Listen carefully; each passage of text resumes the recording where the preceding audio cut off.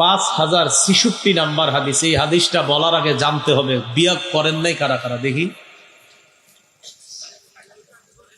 মঞ্চ আছে হুজুরা তোলেন, সমস্যা নেই। আরেকটা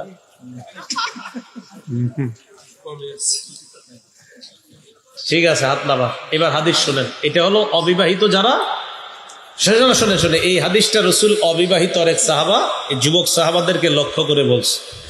ইমাম নববী রহমতুল্লাহ আলাইহি লেখছেন যে 30 বছরের কম যাদের বয়স ছিল, আল্লাহ রসুল সাল্লাল্লাহু আলাইহি সাল্লাম মূলত তাদেরকে যুবক বলে ডাক দিয়েছেন। সুবহানাল্লাহ। কয় বছরের কম? 30-এর কম। এই হাদিসের বর্ণনাকারী আব্দুল্লাহ ইবনে মাসউদ রাদিয়াল্লাহু তাআলা তিনি বলেন, কুন্না শাবাবান মা নবী সাল্লাল্লাহু আলাইহি ওয়াসাল্লাম, আমরা একদল যুবক আল্লাহ রসুলের সাথে ছিলাম। ফাকালা লানা রাসূলুল্লাহ সাল্লাল্লাহু আলাইহি ওয়াসাল্লাম, নবীজি আমাদেরকে বললেন, ইয়া মাশারাশ শাবাব মান ইসতাতাআল বাআ ওয়া ফি রিওয়ায়া মিনকুমুল বাআ, তোমাদের মধ্যে যারা বিয়ের সামর্থ্য রাখে, ফাল্যাতাযাওয়াজ, সে যেন বিয়ে করে। কি রাখে? বিয়ের। এই যেগুলো হাত তুলছেন, অনেকের বেতন আছে 25,000, এখনো বিয়ে করেন নাই কেন? হ্যাঁ, 30,000 বেতন আছে, 20,000 বেতন, পরিবার দেয় না। মানে পরিবারের বুঝান, আপনার যে গুনাহ হইতেছে সেটা পরিবার জানেনি। মান ইসতাতাআল বাআ ফাল্যাতাযাওয়াজ, যারা সামর্থ্য রাখে সে যেন বিয়ে করে। ফাইন্নাহু আগাদ্দু লিল বাসার, আল্লাহ নবী বলেন বিয়ে নজর নিচে রাখে, নজর হেফাজত করে। ওয়া আহসানু লিল ফারজ, লজ্জাস্থান হেফাজতে সহায়ক হয়ে যায়। ওয়া মান লাম ইস্তাতি ফালাইহি বিস-সাওম, যার সামর্থ্য নাই সে যেন রোজা রাখে। যার সামর্থ্য নাই সে কি করবে? বলেন তো, যার সামর্থ্য আছে সে কি করবে? সামর্থ্য না থাকলে কি রাখবে? বলেন সবাই, গুনাহ করার কোনো সুযোগ নাই। না, এটা আসতে বলেন কেন? যারা মোবাইলে রাতে গুনাহ করেন এরাও বলেন, বলেন গুনাহ করার কি নাই? এই যে আপনার আব্বা আপনার 35,000 টাকা দিয়ে একটা মোবাইল কিনে দিচ্ছে, আর 5,000 মিলাইলে তো সুন্দর মোহরানা দিয়ে বিয়ে হয়ে যায়। তাহলে বলেন তো, যুবকদেরকে রসুল কি বলছে? সামর্থ্য থাকলে কি করো? সামর্থ্য না থাকলে রোজা রাখো। এরা বিয়ের আগে বাইক কিনে, বিয়ের আগে মোটরসাইকেল কিনে, এরপরে হাসপাতালে যায়, পরে আর বিয়ে হয় না, কারণ এক পাত ভেঙে যায়, পরে মেয়ে বিয়ে বসতে চান। আল্লাহ হেফাজত করেন।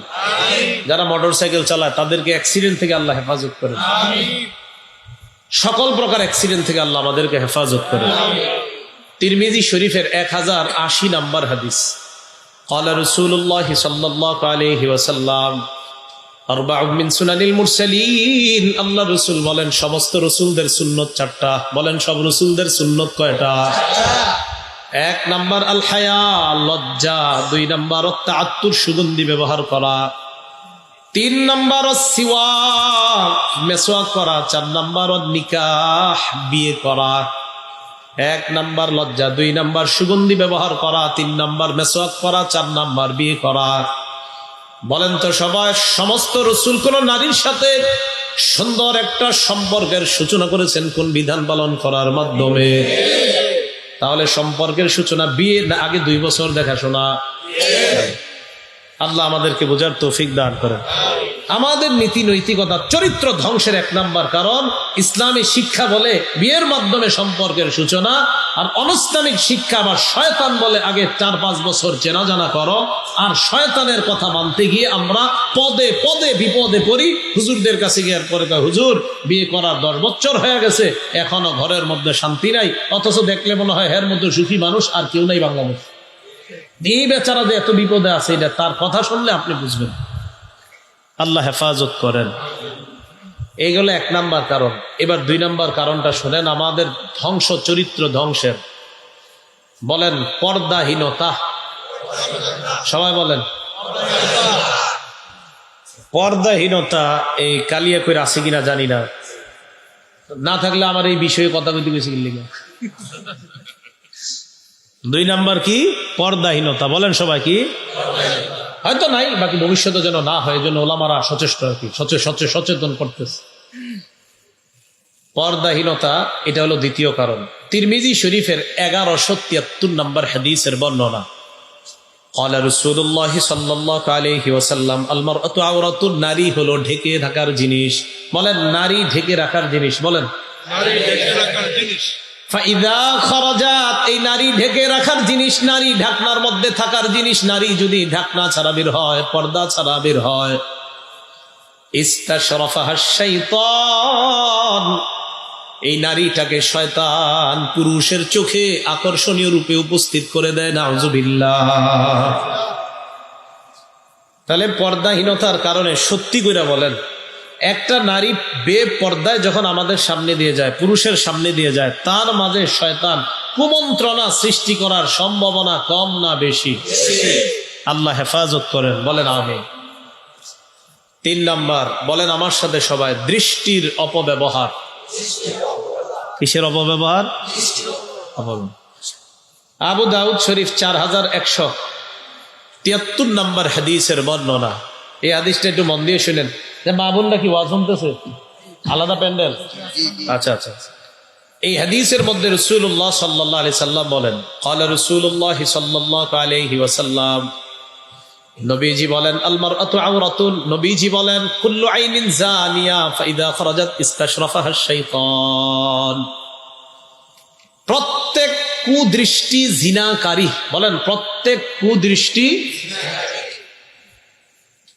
ওয়াল মারআতু ইযা ইসতাতারাত ফামাররাত বিল মাজলিসি ফাহিয়া কাযা ওয়া কাযা ইয়ানি জানিয়া, আল্লাহ নবী বলেন, কোন নারী সুগন্ধি ব্যবহার করে যখন রাস্তায় বের হয়, অন্যের সামনে দিয়ে যায়, নবী বলেন এই নারী এমন এমন, অর্থাৎ এই নারী ব্যভিচারিণী। নাউজুবিল্লাহ।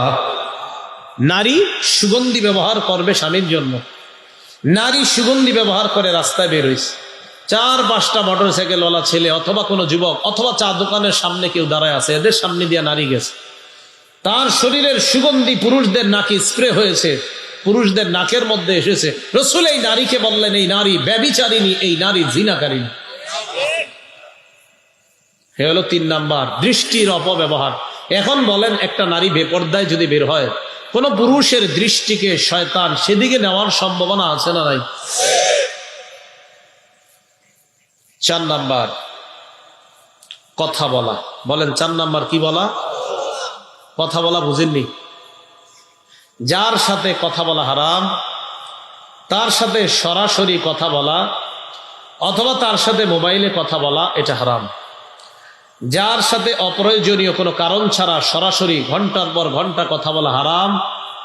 তার সাথে রাতের বেলা মোবাইলে অঙ্কের সূত্রগুলা মুখস্থ কইরা যখন 10:30টায় টাইম দেন, তখন ফোনটা দিমু, এই তখন যে আপনি ফোন দিয়ে কথা বলবেন ঘন্টার পর ঘন্টা, এই কথা বলা আপনার জিহ্বার জিনা, পাশাপাশি কানের জিনা, কল্পনার রাজ্যে আসার কারণে কলবের জিনা।